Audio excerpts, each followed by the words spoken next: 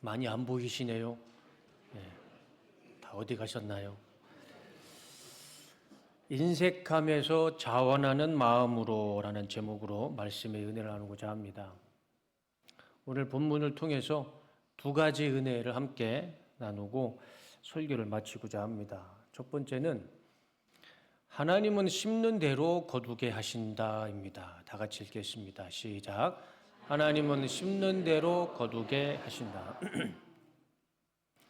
저도 어렸을 때 부모님을 따라 잠깐 농사를 같이 지어봤지만 세상에 많은 직업 중에 가장 정직한 직업이 농부인 것 같습니다. 농부는 하나를 심으면 하나를 얻어요. 10개를 심으면 10개를 얻습니다. 하나를 심었는데 10개를 얻지 못하고 10개를 심었는데 100개를 얻지 못합니다.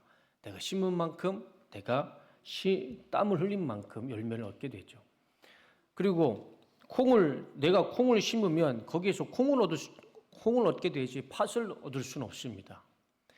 내가 오이를 심으면 오이를 얻지 거기에서 감자가 나오진 않아요. 그래서 이런 말이 있잖아요. 종과 득과 종두 득두. 종과 득과 오이를 심으면 오이를 얻을 것이고 종두 득두 콩을 심으면 콩을 얻게 되죠. 이 농부라는 직업만큼 정말 정직한 직업은 없는 것 같습니다. 내가 심은 대로 거두게 되는 것이죠. 그것이 오늘 본문의 말씀이기도 합니다. 다 같이 읽겠습니다. 시작. 이것이 곧 적게 심는 자는 적게 거두고 많이 심는 자는 많이 거둔다 하는 말이로다. 다산다득, 소식, 소득. 세상의 원리, 또 농부의 원리, 결국에는 하나님의 질서 안에 있는 것이죠. 하나님의 말씀 안에 있는 겁니다. 사람이 아무리 철학적인 이야기하고 논리적인 이야기를 해도 하나님 말씀 안에, 하나님의 질서 안에 다 들어가 있는 것이죠. 분명히 말씀해 주고 있습니다. 적게 심으면 적게 얻을 것이고 많이 심으면 많이 거둘 것이다. 하나를 심으면 하나를 얻는 것이고 10개를 심으면 10개를 얻는 것이다. 이것은 사람의 논리가 아닌 하나님의 창조의 질서인 것이죠.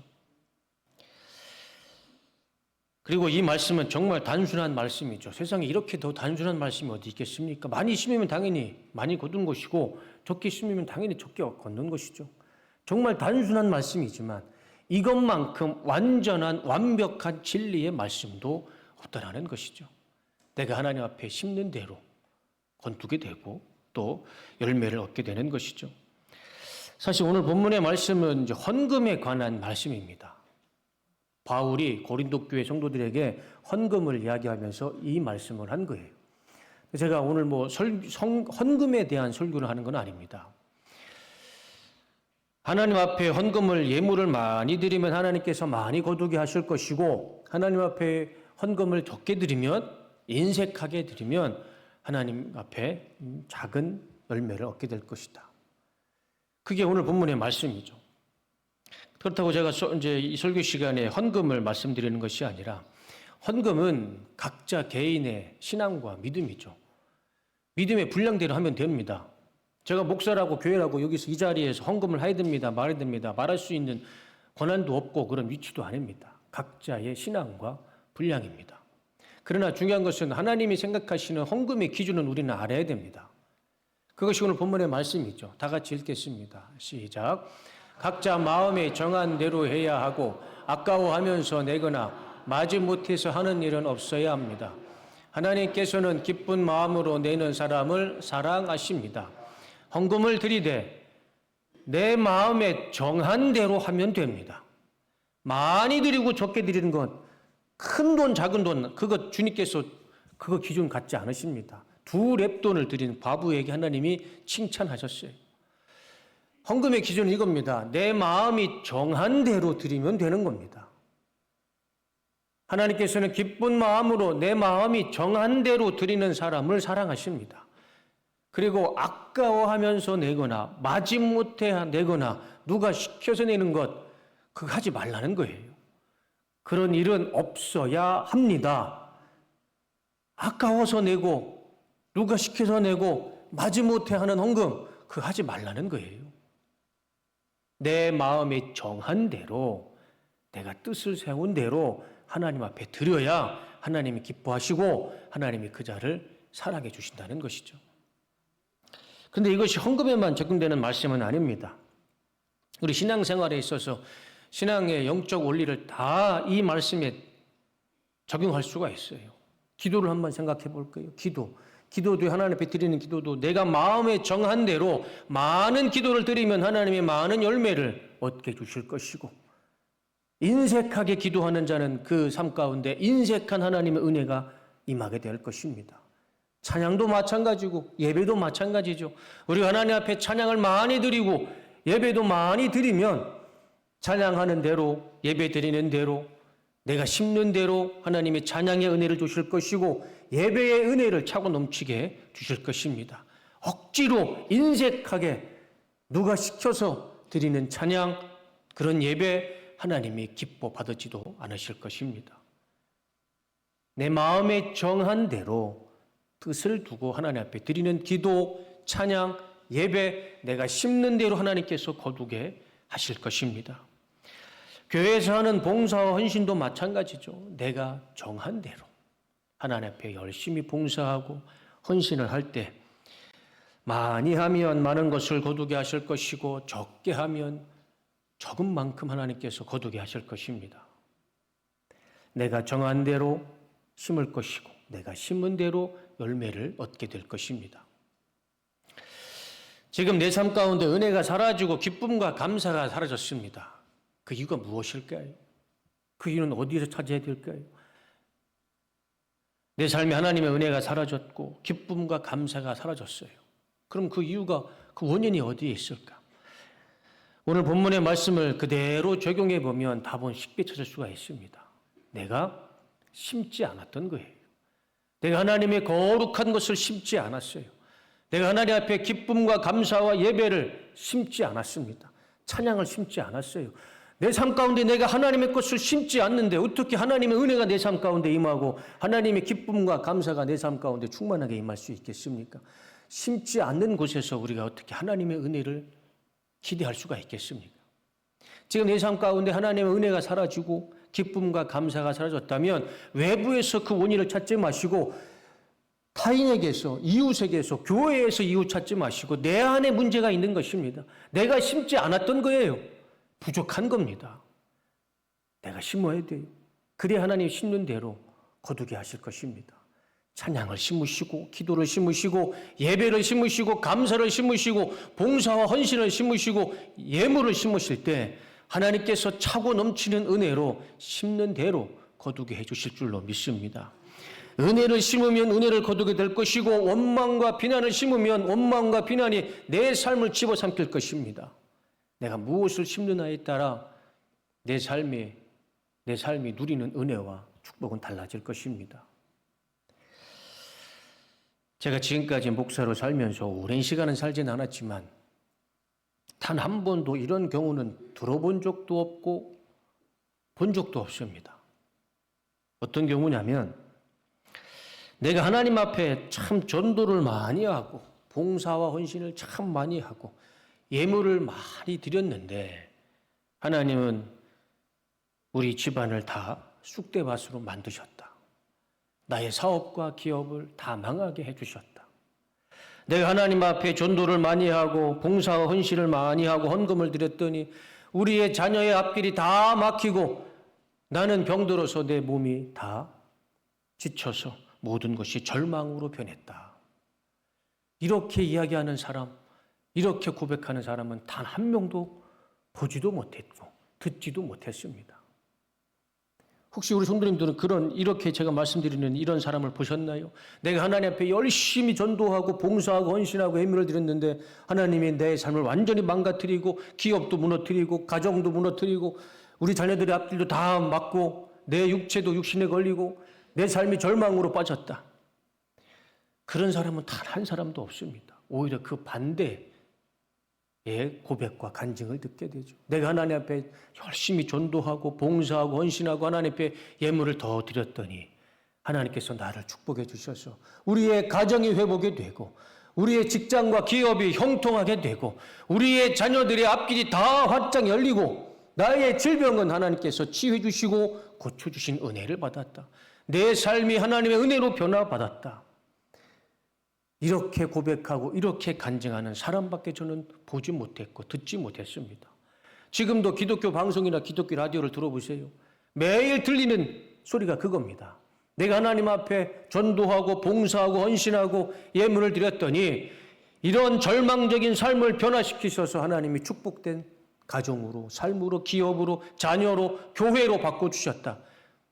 수없이 들을 수 있는 간증입니다. 고백이죠. 우리는 다 알고 있습니다. 다 알고 있어요. 그러나 우리가 인정하지 않고 우리가 순종하지 않을 뿐입니다. 우리는 이미 다 알고 있어요. 이 엄연한 진리, 내가 10년대로 거두게 하시는 진리, 그 은혜를 우리는 다 알고 있지만 우리가 인정하지 않고 순종하지 않을 뿐입니다. 하나님은 심은 대로 거두게 하시는 분이죠. 내가 기도를 심고 찬양을 심고 예배를 심고 전도를 심고 예물을 심으면 하나님께서 뿌린 대로 거두게 하실 것입니다. 세상의 원리는 하나를 심으면 하나를 얻게 되지만 하나님의 원리, 하나님의 질서와 법은 그렇지 않습니다. 하나님 앞에 하나를 심으면 하나님은 그 하나의 씨앗을 가지고 30배, 60배, 100배의 열매를 거두게 하실 것입니다. 두 번째는 순종은 제사보다 낫고 자원은 하나님이 사랑하신다입니다. 다 같이 읽겠습니다. 시작. 순종은 제사보다 낫고 자원은 하나님이 사랑하신다. 순종은 제사보다 낫고 자원하는 자는, 자원하여 스스로 순종하고 헌신하는 사람은 하나님이 사랑하십니다. 하나님께서 성경에 내가 이런 사람은 좋아한다라고 말씀합니다. 어떤 사람을 하나님이 좋아하실까요? 내가 이런 사람은 내가 좋아한다 라고 말씀을 해주시죠. 사무엘상 15장 22절 말씀입니다. 다 같이 읽겠습니다. 시작.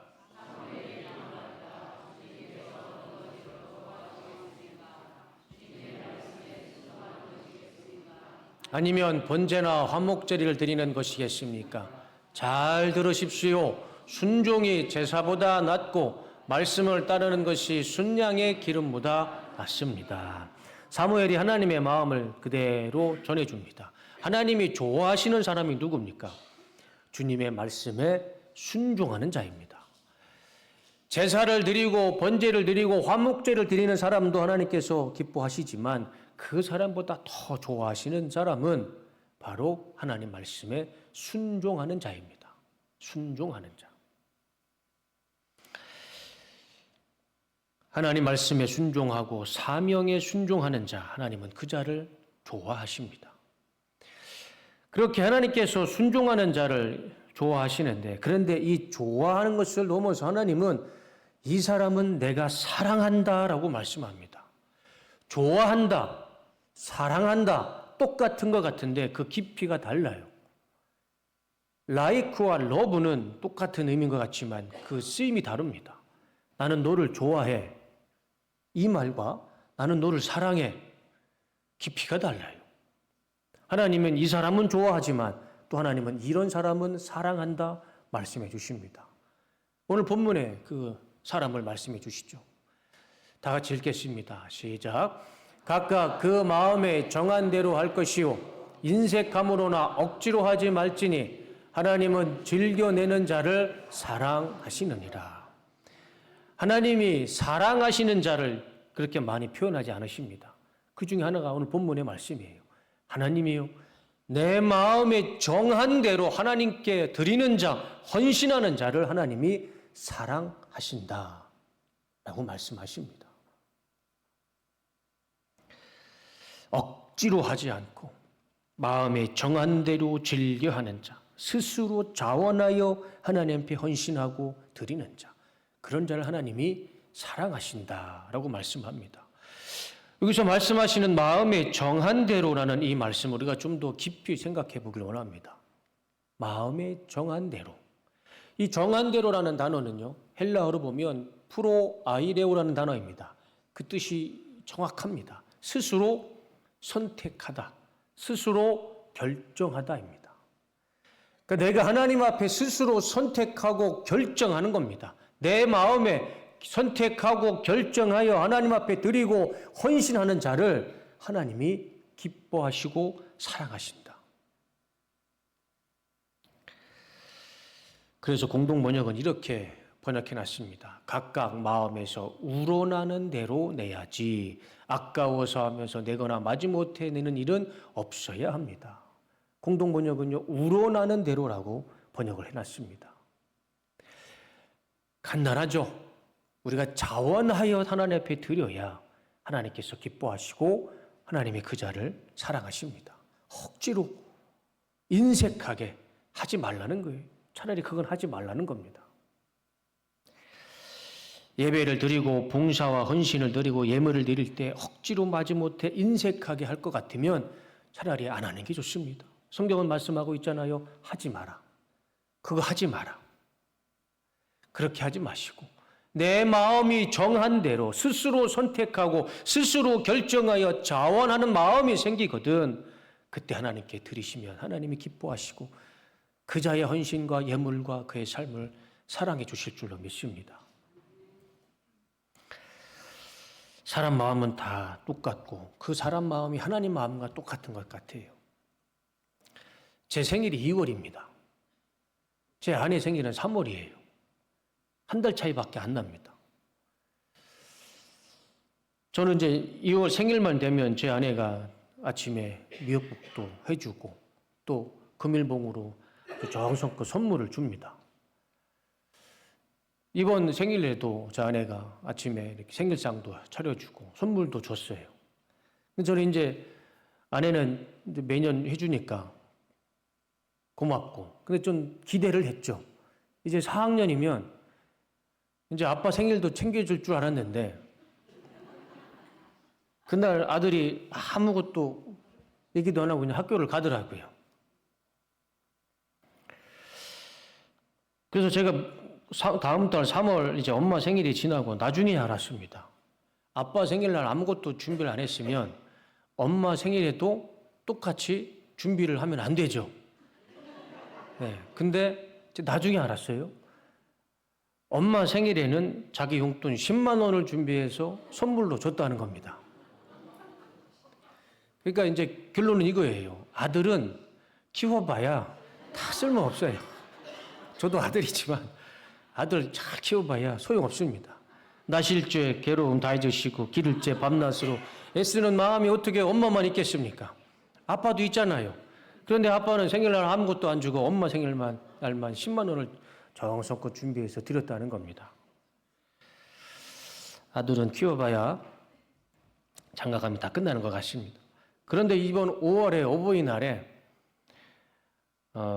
집에 이제 서울을 학교를 이제 데려다 주려고 집에를 갔어요. 새벽 예배 끝나고. 근데 새벽 집에 가니까 소파에 빨간색 카네이션 꽃이 버려져 있더라고요. 그래가지고 그 꽃을 들고 소우한테 물어봤어요. 소우야, 이 꽃 누구 꽃이니? 물어보니까 이거는 엄마 꽃이에요 라고 얘기할 줄 알았는데 그 꽃은 아빠 꽃이에요 그러는 거예요. 제가 얼마나 감동을 받았는지 모릅니다. 딱 제가 봤을 때는 그게 생화였던 것 같아요. 생화 카네이션. 근데 가서 만져보니까 생화가 아니고 그냥 종이꽃이더라고요. 그러니까 그 전날 학교에서 부모님 주러 드리라고 꽃을 만들었던 것 같아요. 그래서 엄마 하나, 아빠 하나를 준비했는데 제 거는 소파에 그냥 던져버렸던 거죠. 그게 어딥니까, 그래도. 아빠가 그 생화 카네이션 바라면 안 되죠, 아들한테. 그래서 종이라도 받아서 너무 감사했습니다. 어버이날이라고 아들이 정성껏 종이꽃을 주길래 참 감사했습니다. 기뻤어요. 그래서 서울을 학교를 데리고 가는 날 제가 그날만큼은 이 꽃을요 여기다 달고 갔습니다. 학교까지. 그래서 많은 사람들이 저 카네이션을 달고 갈 줄 알았는데 아무도 꽃을 달지 않고 저만 달고 학교까지 갔어요. 그래서 서우가 그것을 보면서 자꾸 아빠 그 꽃 좀 떼요. 창피해요. 그래서 저는 하나도 창피하지 않았습니다. 모든 사람이 다 할 거예요. 저랑 똑같이 생긴 애가 아들이고 그 아들이 줬을 거라는 거 다 할 겁니다. 저는 하나도 창피하지 않았습니다. 많은 사람들이 저를 이상하게 쳐다보고 지나갔지만 다행히 제가 머리다가는 꽂지 않았어요. 가슴에다 꽂았습니다. 어버이날이라고 아들이 꽃을 만들어줘서 이 가슴에 달고 학교를 가는 그 길이요. 참 기분 좋았습니다. 우리 하나님 아버지 마음이 이러지 않을까 생각을 해요. 아버지가 억지로 너 가서 생화 카네이션 사와. 그러면 아들은 억지로 사오겠죠. 마음이 하나 없지만 억지로 인색한 마음을 불평불만 가지고 가서 생화꽃을 사올 겁니다. 그러면 그 아빠가 그 사온 꽃을 이 가슴에 달고 마음이 기뻤을까요? 마음이 기쁠까요? 아무 의미가 없잖아요. 억지로 아들이 시켜서 사온 거.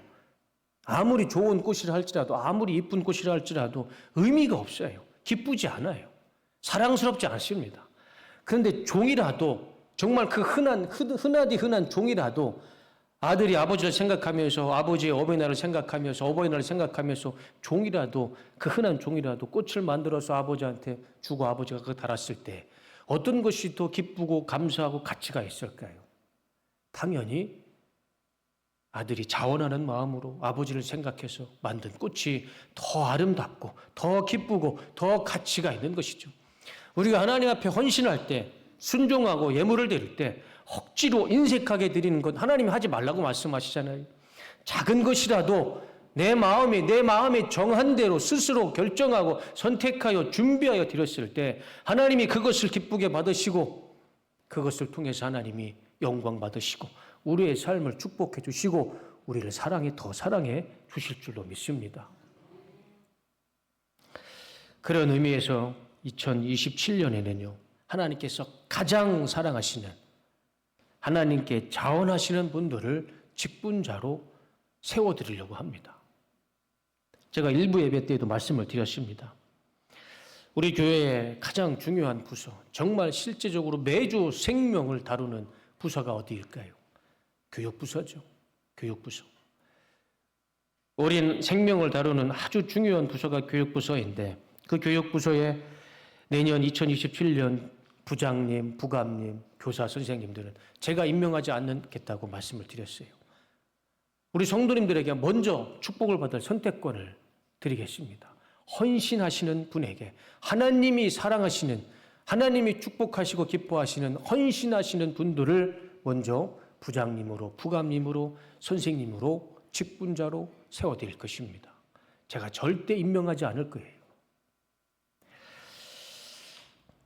지금 헌신하시는 분들이 헌신하셔도 되고요. 우리 2부 예배, 11시 예배 나오신 우리 성도님들이 학생부, 교사로 봉사하시겠다, 하시겠다 하셔도 됩니다.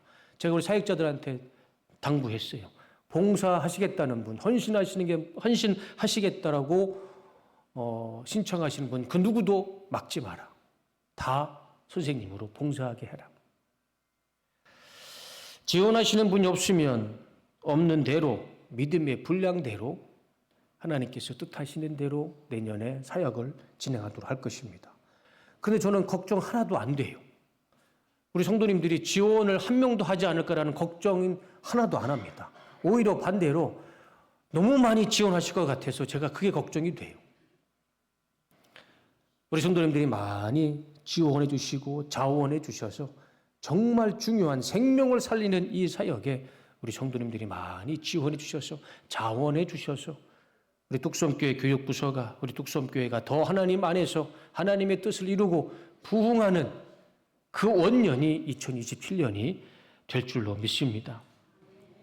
그래서 9월 마지막 주까지는, 10월 첫 주까지는 우리 모든 헌신자들이 결정돼야 됩니다. 부장님, 부감님, 선생님들이 9월 마지막 주까지는 헌신을 해 주셔야 됩니다. 2달 남으셨어요. 2달 동안 하나님 앞에 먼저 기도해 보시고 헌신을 결정하시고 우리 담당 사역자분들한테 말씀해 주시면 그 담당 사역자를 통해 교사가 세워지고 직분자가 세워질 것입니다. 저한테 아무리 부탁을 해도 저는 능력이 없어요. 권한이 없습니다. 담당 사역자에게 말씀을 하셔야 선생님으로, 부장님으로, 부감님으로, 직분자로 사역을 하실 수가 있을 것입니다. 생명을 살리는 일입니다. 자원하는 마음 없이, 헌신하는 마음 없이 이 사역을 감당할 수가 없습니다. 교육부서 말고 다른 직분도 마찬가지죠. 전 앞으로의 이 사역을 이렇게 할 것입니다.